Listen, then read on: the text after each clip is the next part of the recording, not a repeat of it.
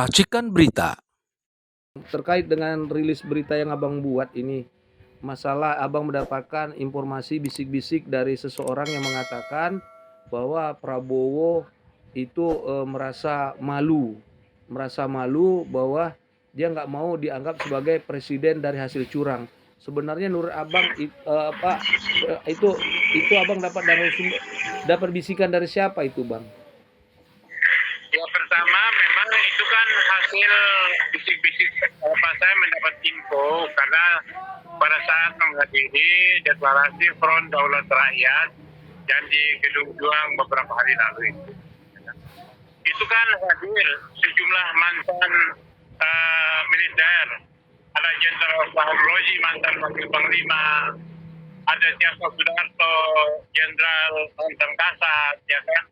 Ada Letnan Jenderal Soeharto, mantan Danjen Marinir, ada Maijen Purnawirawan Sunarko, mantan Danjen Kopassus dan sebagainya. Ada Marskal selama Laksamana, Kasal selama Subianto, ya kan, dan ada Jenderal Kedi juga, Kedi S. Budiman, ya kan, beberapa yang lain. Jadi dari situ kan saya juga memang sering berbincang-bincang dengan mereka tentang bagaimana prinsip seorang tentara.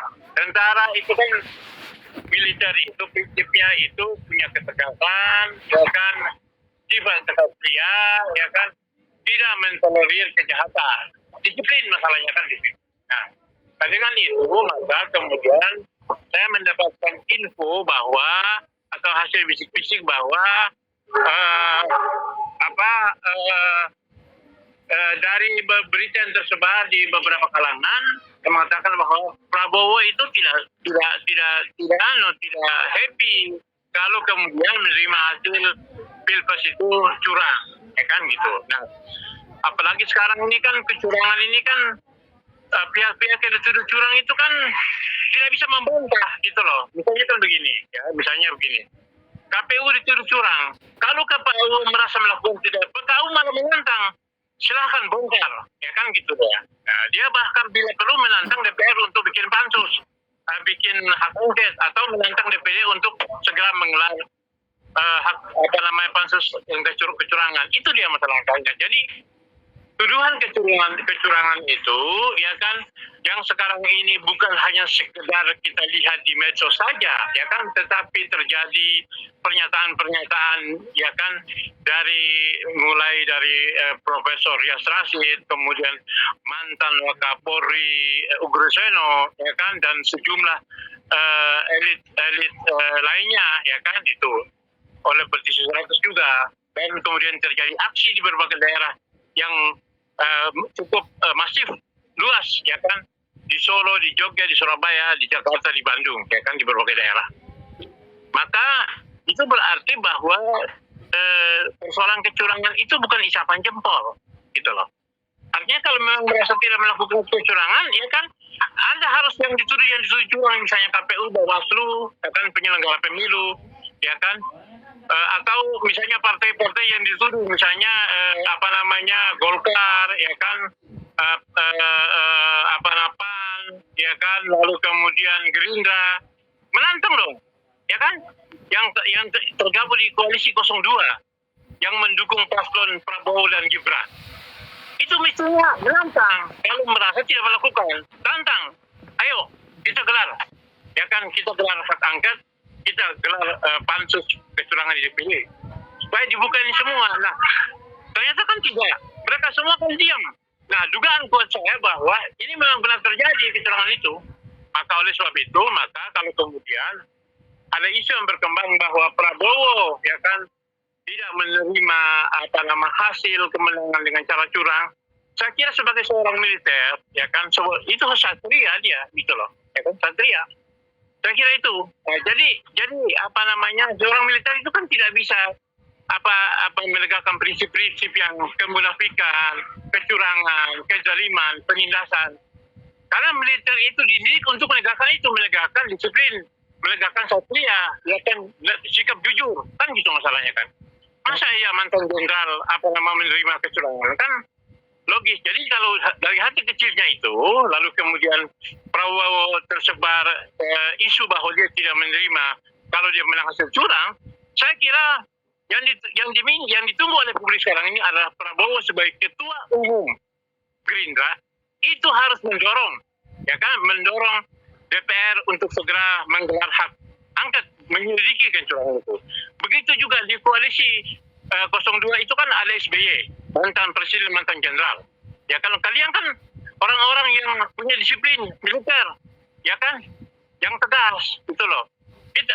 Publik menunggu Demokrat yang dipimpin oleh putranya, dan itu juga adalah SBY di dalamnya sebagai ketua pembina Partai Demokrat, dorong dong, ya kan. Nah, kalau misalnya sepihak barangkali ya itu politis ya, tapi kalau mantan militer lalu kemudian mendiamkan sikap tudingan kecurangan ini, ya kan, terus kita seperti apa kita punya kualitas jenderal kita ini, kan gitu kita lah. Apa kalian lupa dengan doktrin militer yang diajarkan oleh Panglima Besar Sudirman, ya kan? Ya kan, oleh Jenderal Gatot dan sebagainya, Jenderal Gatot Subroto dan lain sebagainya, kan gitu, ya kan? Para panglima militer yang dulu yang begitu tegas, itu loh.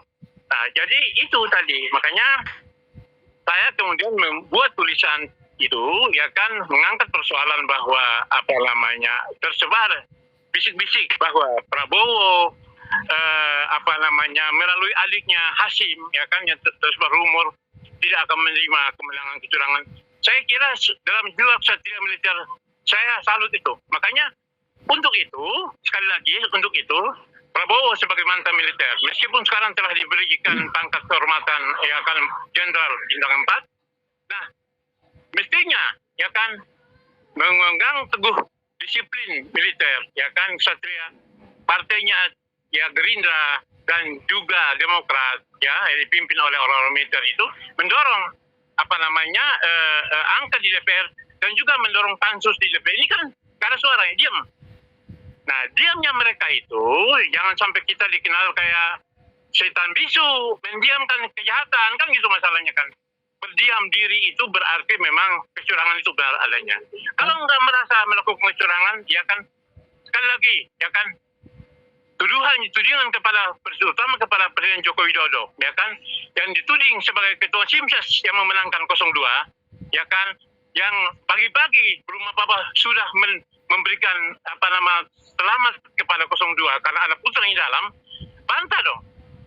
Rakyat menunggu bantahan dari Presiden Joko Widodo, bantahan dari koalisi 02, bantahan dari Partai Gerindra, bantahan dari Partai Golkar, bantahan dari partai yang mendukung Prabowo dan Gibran, bantahan dari KPU dan Bawaslu dan DKPP, gitu loh. Itu menunggu itu. Nah, kalau Anda diam, berarti tudingan kecurangan itu benar adanya, maka rakyat beramai-ramai demo terus-menerus di DPR, di kantor Bawaslu, di kantor KPU, mendorong supaya segera digulirkan hak angket, dan juga mendukung kepada DPD untuk segera membentuk pansus untuk mengusut tentang kecurangan pemilu ini. Kan yang bilang pemilu bobrok itu kan nggak kaleng-kaleng, sukalah ngomong, ya kan. Kemudian PDIP juga bilang, ya kan, Hasto sebagai sekjen juga ngomong, kalau misalnya memang tidak bobrok, laporkan dong, laporkan Soekarno ke polisi, laporkan Megawati ke polisi, laporkan Hasto ke polisi. Orang lain mengatakan ini, bahkan pakar-pakar itu, Roy Suryo, ya kan, Ferry Amsari, ya kan, Saifullah Fatah dan sebagainya. Purnawirawan TNI juga ngomong kecurangan. Ya itu masalahnya itu kan, itu loh. Tapi gini. Kalau bicara masalah bentuk bahwa Prabowo, bisikan bahwa Prabowo tidak menerima pemilu curang dan dia tidak mau dilabelkan sebagai seorang presiden hasil dari pemilu curang. Kalau menelisik dari sifat-sifat orang-orang kita, warga kita, warga pribumi lah ya, khususnya para pemimpin itu, kalau dia sudah duduk di satu jabatan, Bang, itu dia susah lagi, Bang, untuk pindah atau meninggalkan jabatan itu. Beda, Bang, dengan orang asing. Abang yakin nggak bahwa bisikan itu sebenarnya valid atau enggak tuh, Bang? Bisikan, jangan-jangan bisikan itu hanya untuk melemahkan perjuangan kawan-kawan kita yang lagi berjuang untuk menuntut hak angket serta meminta mendiskualifikasi Prabowo dengan Gibran ini sebagai calon presiden. Gimana, Bang? Jadi begini ya. Jadi begini. Menurut pengamatan saya, ya pengamatan saya, memang kalau dilihat dari ya kan berkali-kalinya Prabowo Subianto mulai dari bersama Megawati ya sebagai cawapres dan kalah, Hatta Rajasa. Kemudian bersama Hatta Rajasa capres 2014-2019 ya kan. Ya kemudian bersama Sandiaga Uno ya kan. 2024 itu ya kan. Itu saya kira memang ada semacam satu cita-cita hidup itu kan gitu loh. Untuk menjadi presiden. Artinya bahwa itu kan hak dia sebagai manusia, punya cita-cita kan gitu dia gitu loh. Tapi alangkah sangat naifnya, ya kan?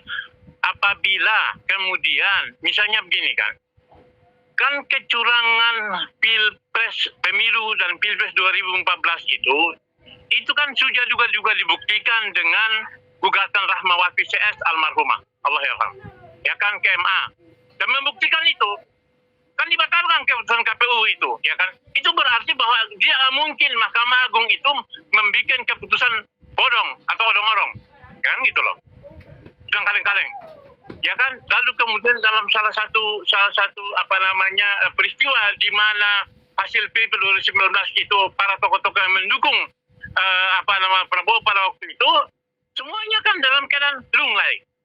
Ya kan ada JK di situ, ada ada ada Jokowi di situ, ada Megawati di situ, ada Surya Paloh di situ, Erick Thohir di situ, kan gitu masalahnya kan. Dan itu kan viral sampai hari ini tidak ada bantahan. Artinya begini bahwa kalau memang pada waktu itu ya kan Prabowo dicurangi, lalu kemudian Jokowi dibiarkan berkuasa 2019-2024, ya kan, lalu kemudian secara sadar Prabowo juga masuk di dalam kekuasaan sebagai Menteri Pertahanan, ya kan, yang dianggap bahwa menikmati kecurangan kan begitu, gitu loh, ya kan. Nah sekarang ini lalu tapi kemudian Bang. Gini Bang. Sebentar. Ya lanjut. Nah, jadi kalau kemudian memang itu ada keinginan untuk berkuasa, apapun caranya. Tapi kalau kemudian disinggung, masa mantan militer begitu, kan itu masalahnya kan gitu. Ya kan? Nah, jadi saya kira itu bukan kemudian melemahkan perjuangan, ya kan, teman-teman yang di DPR mempersoalkan itu. Karena apa? Mereka meminta kan jelas-jelas meminta bahwa paslon 2 itu didiskualifikasi karena proses Gibran menjadi cawapres itu melanggar undang-undang, melanggar PKPU, ya kan? Bahkan ketua MK-nya yang pamannya sendiri dipecat oleh majelis MK, itu kan gitu loh, ya kan? Nah itu artinya bahwa terjadi pelanggaran undang-undang yang memang nyata dan fakta, gitu loh. Nah begitu juga ketua KPU diberi sanksi teguran keras, meskipun ya kita anggap ketua DKPP itu kayaknya memang di bawah tekanan juga, tidak segera memecat ketua KPU sebagaimana ketua MK dipecat oleh ketua MK oleh majelis MK. Jadi bahwa itu bukan melemahkan, bahwa itu adalah satu rumor yang berkembang bahwa jika memang Prabowo sebagai mantan militer, dia nggak harus setia, nggak bisa, ya kan? Dan itu akan menjadi catatan sejarah, gitu loh, ya kan? Itu. Dan saya kira kalau seperti ini terjadi di dunia akademis, ya kan, para situs akademika, para guru besar mengetahui itu semuanya, ya mereka akan seperti api dalam sekam, tidak akan tinggal diam, tapi bagaimanapun gitu loh. Tapi dan apalagi sendiri bangsa ini ya, tidak bisa membiarkan kecurangan itu menjadi sebuah kebenaran, nggak bisa gitu. Iya kan Bang, kalau kita memperhatikan atau menonton bahkan menyaksikan dari beberapa tayangan-tayangan yang ucapan Prabowo itu sebelum Pilpres, sebelum pencoblosan itu diwawancara di beberapa media bahwa dia ingin berkuasa gitu, ya kan. Lalu ada lagi tulisan move on-nya dari Twitternya si Fahri Hamzah yang mengatakan kalau nggak salah kalimatnya bahwa udah tahu pemilu curang mau dicurangin gitu, lu malah dukung yang lain, istilah bahasa seperti itu ya. Nah artinya bahwa abang yakin nggak bahwa di lingkungannya Prabowo itu tidak mempengaruhi Prabowo untuk mundur gitu? Yakin nggak itu bang? Jadi begini kan, kalau melihat dari misalnya begini ya, kita mengambil analisis kasus ya. Ketika Prabowo disematkan Jenderal Kehormatan Bintang 4, ya kan, yang padahal dia sudah dipecat dari tentara, yang memecatnya itu orang-orang yang sekarang mendukung dia, kan begitu. Ini kan jadi menjadi persoalan juga, kan gitu, ya kan. Jadi saya kira orang-orang di sekitar itu juga akan berpikir bahwa ya kalau misalnya itu dilakukan Jokowi, ya wajar orang Jokowi nggak jelas, ya kan gitu. Sekolahnya juga nggak jelas kan gitu, salahnya kan. Yang sampai hari ini. Nah, tapi kalau misalnya seorang level mantan jenderal, kita lihat bagaimana Soeharto berkuasa, ya kan, mantan mertuanya berkuasa.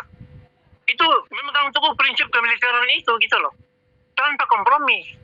Lalu kemudian begitu juga SBY sebagai mantan tentara, ya kan, kita lihat apa cacat SBY mungkin dalam kasus yang lainnya, ya misalnya Bang Senturi atau apapun ya itu misalnya itu atau Hambalang misalnya lah, ya kan, itu loh. Nah, tetapi sebagai tentara saya kira akan dalam lubuk hati yang paling Prabowo akan berpikir, ya kan gitu loh, gue ini mantan tentara, ya kan, dikasih bintang 4 oleh Jokowi, oleh Presiden Jokowi, ya kan, ya meskipun demikian kan akan terjadi pro kontra di masyarakat, gitu loh, ya kan. Ya memang bintang 4 itu juga diberikan kepada Luhut, diberikan juga kepada Hendro, diberikan juga kepada Agung Gumelar, kan gitu, jenderalnya kehormatan. Tapi mereka tidak diberhentikan oleh TNI, ini kan diberhentikan. Terus dasarnya apa dong, ya kan? Nah, artinya bahwa beda dengan yang sipil, itu seperti Jokowi, kan itu masalahnya kan, beda itu loh. Dia Jokowi kan menikmati aja, orang tuduh dia berbohong, Faisal Segaf bertuduh dia sakit jiwa dan lain sebagainya, diam-diam aja. Tapi kalau saya kira Prabowo seperti itu loh, ya kan? Nah, jadi orang-orang di sekitarnya saya yakin akan oke lah, kekuasaan itu memang sekarang ini sedang ya di baru orang lapar gitu loh. Tapi apakah kemudian kekuasaan yang ditegakkan di atas fondasi yang rapuh dengan kecurangan itu, apakah akan menjadi kekuasaan yang terhormat? Dan itu masalahnya kan, menang terhormat, ya atau kalah terhormat, kan itu masalahnya kan gitu loh. Itu. Ya, prinsipnya bahwa prinsipnya bahwa isu yang beredar ini adalah dari bisikan-bisikan yang yang sifatnya perlu kita dengar saja, tetapi belum tentu juga faktanya seperti itu ya Bang ya. Pendapat nggak Bang seperti itu? Oke, baik Bang. Artinya ya rumor itu kita cermati saja, tapi kemudian kita sebagai orang yang terpelajar, orang yang juga punya akal sehat, punya pendidikan kan juga berpikir kan gitu loh. Apa iya kan gitu dia?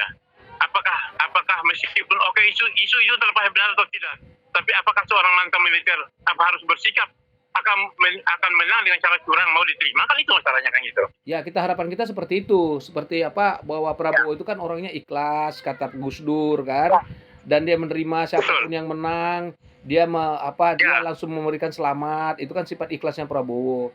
Namun dalam kasus dia sekarang menjadi seorang presiden terpilih secara curang, apakah betul dia mau memundur, tidak menerima dengan kecurangan itu biar legitimasi dia sebagai presiden betul-betul bersih gitu. Nah, kita kan belum tahu juga tuh Bang ya. Yang penting informasi ini menjadi menarik. Maksud saya begini.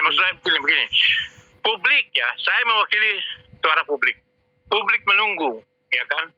Tudingan kecurangan itu dijawab oleh Prabowo, terutama ya. Ada SBY juga di situ, di Demokrat. Tantang itu, dorong itu. Kalau memang tidak melakukan kecurangan, mendorong DPR, ya kan? Bukan publik menunggu Megawati bersikap angket, bukan gitu.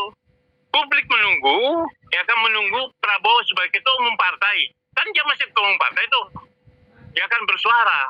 Oke, kami Partai Gerindra mendukung ya kan dilaksanakan hak angket DPR untuk mengusut dugaan kecurangan itu. Ini kan nggak ada. Berarti benar barang bukti gitu loh. Nah, kalau benar berarti Prabowo meskipun rumor berkembang bahwa dia tidak mau menerima kemenangan yang kecurangan, tetapi mendiamkan kecurangan itu, ya berarti seolah-olah biarlah kecurangan berjalan, kan itu dia. Ya, dia Apakah menjadi pertanyaan, sebentar, akan menjadi pertanyaan, apakah demikian jiwa seorang militer itu? Sebagaimana kita akan Gus Dur, Prabowo itu orang yang tulus, yang ikhlas untuk bangsa ini. Apa iya? Kan itu masalahnya kan. Itu aja gitu loh. Itu aja yang publik tunggu. Jadi hari ini publik menunggu Partai Gerindra mendorong ya kan hak angket dan mendukung pansus DPD RI yang diinisiasi oleh ketuanya Lanyala dan Tamsil Indro. Oke, baik Bang. Terima kasih Bang atas waktunya. Nanti kita telekonferensi ini akan saya sharekan. Semoga para pemirsa yang budiman dapat menyaksikan tayangan ini di 3 channel One Kawan TV One, Racikan Berita 1 dan Racikan Berita. Sukses untuk abang-bang atas informasinya. Tetap solid dan kita tetap berjalan dan selalu Allah melindungi kita, sehat kita, dan semoga puasa kita berjalan baik dan berkah.